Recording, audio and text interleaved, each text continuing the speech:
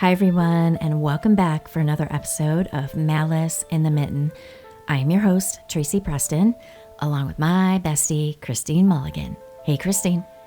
Hey, Trace, what's going on? What are we getting into today? We did the trilogy already, so now we're on to something new, right? We are onto something new, but oddly enough, this is also in Macomb County.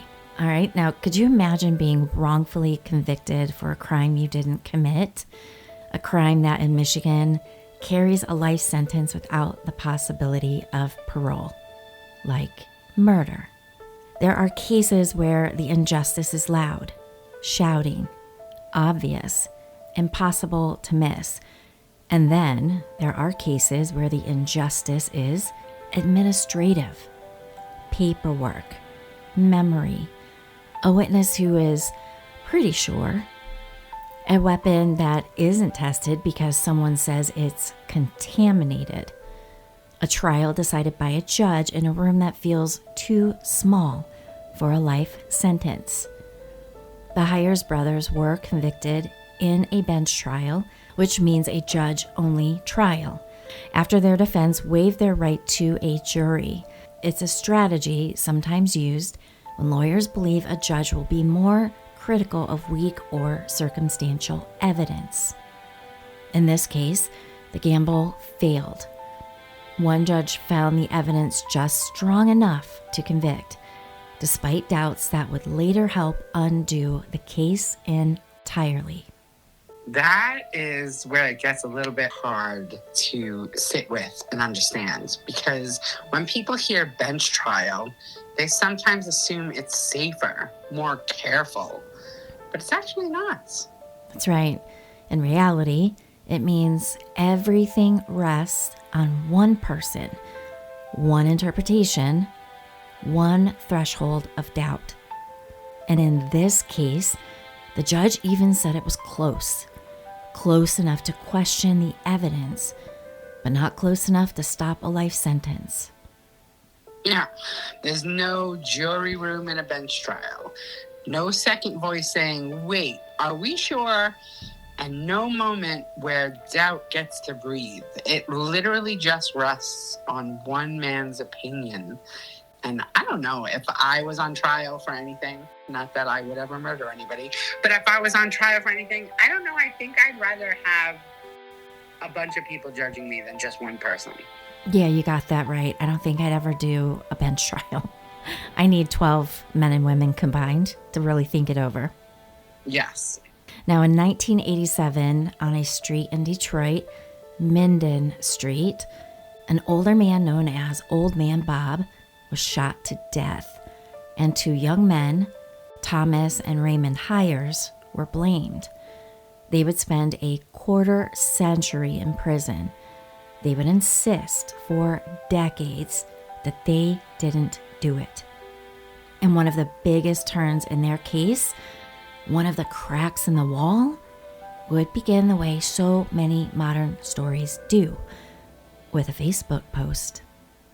And then, after the gates finally opened, after the cameras turned away, after the world called them exonerated, the story didn't end the way people want these stories to end. Because freedom doesn't always arrive as a clean rescue. Sometimes it arrives as a question. What do you do with the years that were taken? And what happens to a person when the only life they've known is survival? This is Malice in the Mitten, and tonight, Thomas and Raymond Hyers, wrongfully convicted, freed after decades, and the complicated, painful aftermath. This is Season 10, Episode 25, The Hyers Brothers, Freedom, Lost Years, and the Second Prison. Christine, this is one of those stories where people think they already know the ending. Yeah, wrongfully convicted, new evidence, freedom. That's usually where the credits roll. Exactly. But this one doesn't end there. It keeps going into the years after, into the damage that doesn't reverse just because a judge finally says, we might have been wrong. Yeah, and to think that's what makes it harder to listen to. There's no version of this where anyone really gets those years back. I mean, you can't turn back the hands of time. No, you can't. And what Thomas and Raymond Hyers lived through didn't just take time from them. It changed who they were allowed to become. Yeah, no doubt. And it asks the uncomfortable question. What responsibility does the system have after it lets somebody go, after it's already kind of ruined their life? Right. Now, tonight isn't just about a wrongful conviction. It's about what happens when freedom comes too late and at a cost. Before we begin, this episode includes discussions of homicide, wrongful conviction, incarceration, and later allegations of domestic violence. Please take care while listening. This story is told for public awareness and victim remembrance, and it may include allegations, witness statements, and reporting drawn from public records and reputable news sources. We are not law enforcement, and we do not claim certainty beyond what the record supports. If we make an error, we will correct it. So if you or someone you love is experiencing domestic violence, you can contact the National Domestic Violence Hotline at 1-800-799-7233 or text START to 88788 in the United States. And if you are in immediate danger, call 911. Now, if you are struggling emotionally or in crisis, you can call or text 988, which is the Suicide and Crisis Lifeline in the United States. You are not alone. Now, let's dive in. June 26th, 1987. A house on Mitten Street in Detroit. Inside is Robert Karey, 65 years old, an elderly marijuana dealer known to customers as Old Man Bob. The National Registry of Exonerations describes Karey's operation as busy, serving mostly white young customers from nearby areas and sometimes making a lot of money in a single night. And that night, someone else is inside the home. Todd Knapp. He's 18, from Grosse Pointe, recently living with Karey and helping him with the business. Knapp later tells police he's in the kitchen, packaging marijuana, sorting bags by weight into buckets, when he hears Old Man Bob answer the back door.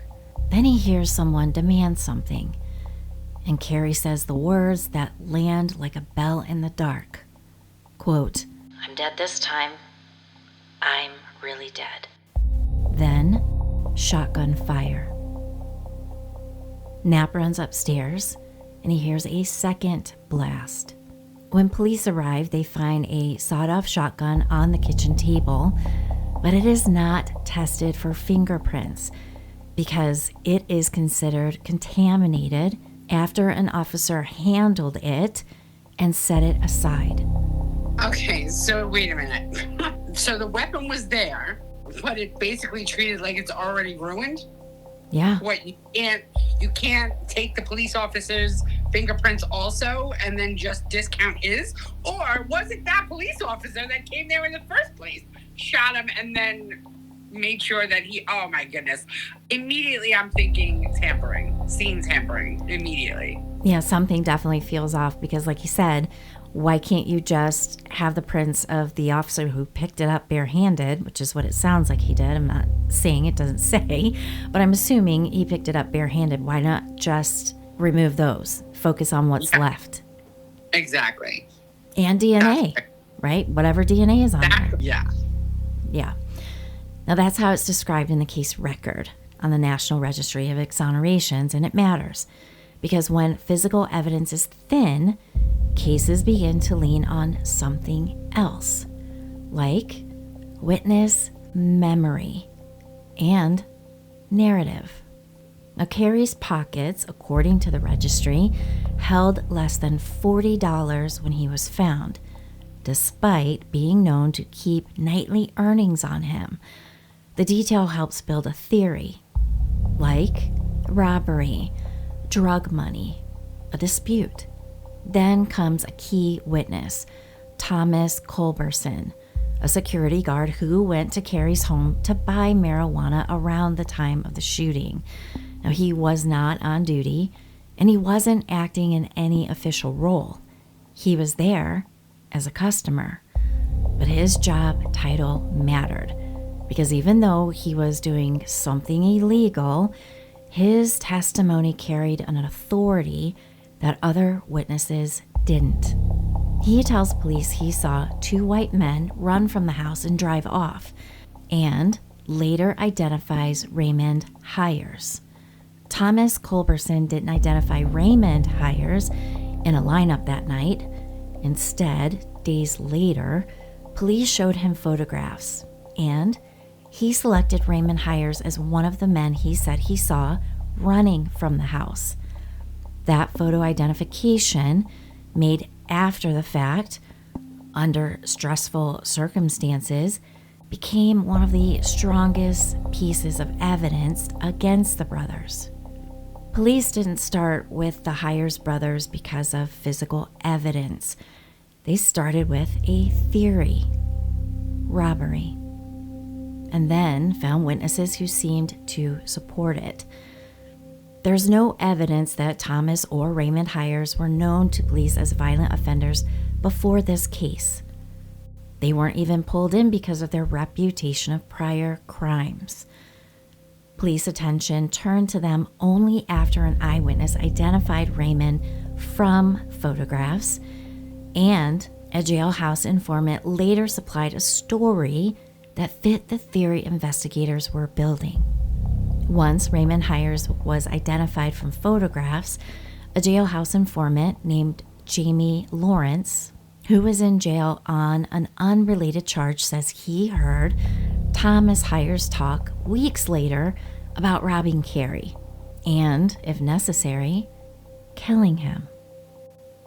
When people hear jailhouse informant, they often assume the defendants were already locked up, but that wasn't the case here. The Hires brothers were free at the time of the murder. The informant, Jamie Lawrence, was the one in jail, and he claimed Thomas Hires had talked about robbing Karey weeks earlier outside of jail. That statement was later given to police while Lawrence was incarcerated. Jamie Lawrence did not come forward before the murder, and he didn't report anything immediately afterward. His statement only surfaced after he was jailed on an unrelated charge. From inside the jail, he told the police Thomas Hires had talked weeks earlier about robbing Karey.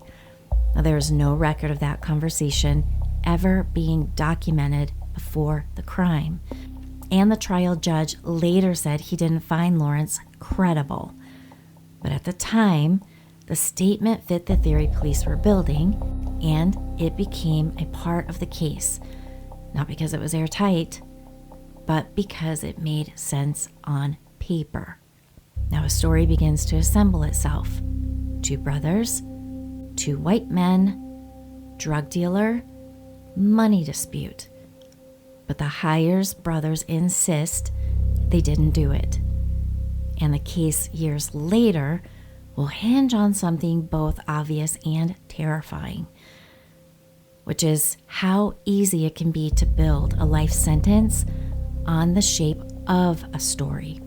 Okay, but I'm just going to stop right here. And I know it definitely doesn't say this in the research, but I'm just going to throw this out there. There's already crime scene shadiness with the cop, and the cops are fit to be tied to be making a story up and then use someone that's already in jail to say, oh, they said this, they said that they would do this. It's smelling like crooked cop to me all over the place. Are you going to get there at any time? Are we going to find out that the cops are really involved in this? Because that's what it smells like to me. I see how it smells fishy, and I have the same feeling, but no, nothing about a cover-up that I found. Okay. It does sound... throwing it out. It sounds like someone in the little local police department had a little bit more knowledge about this than, I don't know. It smells fishy. That's all I'm saying. Yeah, well, maybe it's an experience. Like, I mean, it seems like 101. Why would you ever touch a weapon found at a murder scene with your bare hands? 101. And maybe it's just, hey, let's get somebody. Let's wrap this up. This is a local drug dealer. Let's call it done and move on. I don't know. Yeah, but also, why don't we know more about this sawed-off shotgun anyway? Like, whose gun was it? Where did it go? Or is this another case of people just have sawed-off shotguns that nobody knows they have? I do have a little bit more to the story, and that's going to come later about the gun. All right, I'm already feeling antsy because this smells... It smells hinky. I love it when you say that word. It does. This is a little hinky starting. So, okay. All right. I'm ready. Tell me more. All right. Now, on March 4th, 1988, the case is decided in a non-jury trial, which we already discussed as a bench trial, by Judge Terrence Boyle. He convicts Thomas and Raymond Hyers of first-degree murder, assault with intent to commit murder, and felony firearm. According to the National Registry of Exonerations, Judge Boyle says it's a close case, doesn't find Lawrence credible, yet ultimately relies on Culberson's identification. Now, the sentence is brutal. As I mentioned, it's life without parole for murder, plus additional consecutive time for the other convictions. So that's not just you going to prison. That's your life is over, dude. Yep. And for them, two young men, it essentially was for a long time. When people say they served 20 to 25 years, it can sound like a number. But it's birthdays. It's funerals you can't attend. It's technology passing you by like a train. By 2017, Raymond would describe sentencing as an out-of-body experience. And both brothers would talk publicly about the psychological cost of being innocent inside a system that treats you as finished. Some wrongful conviction stories involve people who become jailhouse lawyers, who learn the law and fight their way back into court. That doesn't appear to be what happened here.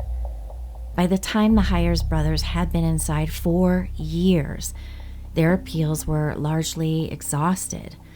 What they did instead was endure, maintaining their innocence, surviving prison, and waiting in a system that had already decided their story was over. The brothers start investigating on their own, pushing the case forward however they can. Because at some point, when you've been told the courts are done listening, you either give up or you become relentless. In 2009, a Facebook was written by a woman advocating for the Hyers brothers. A simple post calling attention to two men who had spent decades in prison while maintaining their innocence. Now, that post was seen by an attorney named Kevin Zielinowski, a Detroit native. Now, at the time, he was no longer living in Detroit. He had moved to Washington, D.C., and was practicing law there. The post caught his eye not because he was following the case actively, but because it resonated with a memory from his time in Detroit at law school. A memory that would eventually unlock new testimony and help overturn a decades-old conviction. Zielinowski remembers a roommate, John Heisler, saying he had been at Karey's the night Karey was killed. John's claim is specific and chilling. He and a friend who were at a party left to buy marijuana with friends. But when they got to Old Man Bob's, they were scared off by 4 black men, 2 of whom were armed, one with a pistol and one with a long gun, who told them to leave. And as they ran quickly as they could down the driveway, they heard gunshots. Zielinowski reconnects with John after reading the Facebook post, and when he asked John about what he told him many years ago, well, John retold the story exactly as he had back then. The memory becomes a statement. The statement becomes testimony. John agrees to testify. So does James Giannuzio, who was also there with John that night. They testified they were at the back door of Karey's home when they saw armed black men approaching and heard a gunshot as they ran. That account didn't just contradict the prosecution's theory, it contradicted it on race, on numbers, and on who may have had access to weapons. The defense position becomes clear. If Culberson truly saw two white men at Karey's house, maybe he didn't see the Hyers brothers at all. Maybe he saw John and James. In July of 2012, a judge throws out the conviction and orders a new trial. After decades behind bars, Judge Talon vacated Thomas and Raymond Hyers' convictions and allowed them to walk out on bond while their case was being retried. A rare and emotional moment after 25 years. But unlike what some wrongful conviction cases involved, where defendants can be offered deals only if they admit guilt. Now, there's no record that the Hyers brothers were required to confess or say they were guilty in any order to bond out. Their release was entirely pending the new trial that ultimately never happened. Even after a judge vacated their convictions, Thomas and Raymond Hyers weren't automatically free because the charges were still technically on the books and a new trial was ordered. The court treated them like defendants awaiting trial, not exonerated men. Wayne County Circuit Judge Lawrence Talon set their bond at $10,000 apiece, though they were only required to post 10% of that amount to be released. The prosecutor's office argued the bond should have been much higher, but the judge said he didn't believe the men were a threat and that a different result was likely on a retrial. Now, this wasn't about guilt or innocence. It was a legal safeguard designed to ensure they would return for court proceedings. But for the Hyers brothers, it was one more reminder of how the system cared more about procedure than the years that had already been taken from them. That part. That's the only one that gets me, because by that point, they had already lost 25 years. Nobody's taking into account that they've already been in jail for 25 years based on no physical evidence. I know, like the whole part that they had to bond out drives me absolutely bonkers. I mean, I hear their rationale, but really? Like, you have evidence that could now possibly overturn their conviction. And even when a judge says this conviction shouldn't stand, the system still pauses and says, but first, prove you can leave. It's not about safety. It's not about risk. It's about procedure. And I think for a lot of people listening, that's where the disbelief sets in, because nothing about that feels like justice. It feels like paperwork standing between someone and air. It's one more reminder that even when the system admits it might be wrong, let's just say they're saying might be wrong, because they're not really saying they were wrong ever, it still makes you pay on the way out. They got these guys coming and going and in between. And really, it's all procedural because they don't want to be sued for millions of dollars for I don't know, $1 million for each year these guys were in prison. Yeah, and on August 13th, 2012, after 25 years in prison, Thomas and Raymond Hyers walked out on bond. 25 years. And the air outside the prison gates probably felt unreal. I mean, could you imagine what it would be like to actually walk out after all that time? No. And the shameful thing is these guys are probably traumatized in ways that people that have not been in prison don't understand. But even for those that have been in prison and think that it's a little bit of a cakewalk, you know, 3 hots and a cot, and they don't really think anything of it because they're thug like that. Even for those guys, they get stunted emotionally and mentally at the time that they got thrown into jail. So these guys have lost out on 25 years of life, to include the growth and maturity that happens when you're not locked up. Right. I mean, you have to now live in a jail society or a prison society that's unlike anything on the outside. It's a whole different way of learning how to survive. Yeah. Now, in September of 2013, the Wayne County prosecutor, Kim Worthy, moves to dismiss the charges. But she says something that becomes part of the story's controversy. She indicates she still believes in the original evidence, but says the case can't be properly put back together after so many years. Witnesses die, memories fade, the machinery breaks down, and Judge Lawrence Talon formally dismisses the case on September 26, 2013. So it's dismissed, but not in any way that feels like an apology at all. So there's no apology to these guys. That's right. It's, we can't retry this, not, we admit we were wrong. And that distinction matters for the people who lived the sentences. Absolutely. Now, years later, the Registry reports the brothers sought compensation.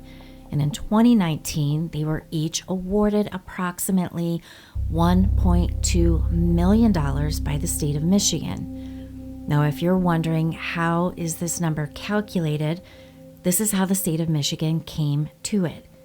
You divide 1.2 million by the roughly 25 years they spent behind bars. It comes out to less than $50,000 a year. The system's final valuation of a stolen life. Now that's $5.55 per hour, every hour of every day they were incarcerated. But money does not return the missing decades. Money doesn't teach you how to exist in a world that moved on without you. And it doesn't heal what incarceration can carve into a person. In wrongful conviction stories, audiences want a clean ending. They want the gates opening. They want a reunion. They want the final card that says, exonerated. And let the credits roll. But real life doesn't cut to black on command. In February of 2018, Thomas Hires was arrested years after his exoneration in a domestic assault case against his estranged wife. According to a report that cites a police account, he allegedly went to her house enraged, believing she was cheating. They had been separated. Now, Thomas passed away in 2021, and there's no record that he died while incarcerated, so I don't know where that happened. But his death was reported without a publicly stated cause. We can hold two truths at the same time. A wrongful conviction can be real, and harm can also be real. Exactly. Being failed by the system doesn't automatically make someone incapable of failing other people. And trauma, especially prolonged institutional trauma, can warp someone's coping mechanisms, their trust, their ability to regulate rage or fear. That's not an excuse, but it is part of the landscape. If anything, it's a warning label on the happy ending myth. Yeah, but that's to say that domestic violence doesn't happen with people that haven't been incarcerated for 25 years. Does it surprise me that he ended up having domestic violence because he was emotionally stunted for 25 years and now as a grown man, I don't know, I'm imagining in his late 40s, and now he's dealing with relationships with probably a lower caliber person because of his incarcerated self. You know what I'm saying? Like, there's just so many things that roll into this. Show me your friends, I'll show you your future. I'm sure he wasn't picking the best people to be around. I'm sure, he didn't marry the best caliber woman. And of course, drama ensues in the home. But you don't really say he was arrested for domestic violence, but did he serve more time? Or was it a slap on the wrist like all the other domestic violence episodes? Yes, he did go back to jail. If I didn't say that, he did go back to jail. Now, I don't know how long he was in jail. And again, I don't know if he died in prison or not. I mean, but the more I kept looking, there was nothing definitive that he died in prison. Yeah, but either way, so for both of these gentlemen, they got out, but they weren't out for long. They probably got out long enough to spend any of their money, their $5.55 an hour they accrued. Yeah, well, $1.2 million is a lot of money. Yeah, but I'm sure that's what I'm saying. They didn't have time to spend it because one died and the other one, what happened to the other one? Well, the other one died as well. The registry, the National Registry of Exonerations states or notes that Thomas Hires died in November of 2021. And he was the guy who did the domestic abuse. And Raymond Hires, his brother, died in April of 2024. And when were they given the money again? In 2019. Okay, so they had 2 years of being wealthy without the wherewithal of how to utilize that money. Right. So they probably weren't even given it all because I'm sure it was in payments to the state. So essentially, the state still has all that money. I would imagine. I can't believe they're going to throw out $2.4 million in one whack. You get like a monthly stipend, I'm thinking. Yeah. So the state wins on this one. Just saying. I know. Now, I want to go back to the 4 black men that were seen at Old Man Bob's house that night. They were never identified and never charged. So after the Hires brothers' convictions were vacated, the case was dismissed entirely. So no one else was ever prosecuted. So Robert Karey's murder to this day remains unsolved. Now, tonight's story isn't just about a murder on Mitten Street. It's about how easily a life can be sentenced into disappearance and how messy, complicated, and fragile freedom can be when it comes late. Now, if you're listening and you feel yourself spiraling, if anger is living too close to the surface, please don't wait until you become someone you don't recognize. Reach out. Get help. Let someone in. And if you're in danger at home, if someone is using fear to control you, there are people who will believe you and help you make a plan. Now, we will put resources in the show notes. Now, for Thomas and Raymond Hires, for every person who learns too late that surviving something terrible does not automatically teach you how to live forward. Now, this is Malice in the Mitten, and we thank you as always for listening, and we will see you all back on Wednesday for Round Robin. So have a great week, everyone. Bye. Bye.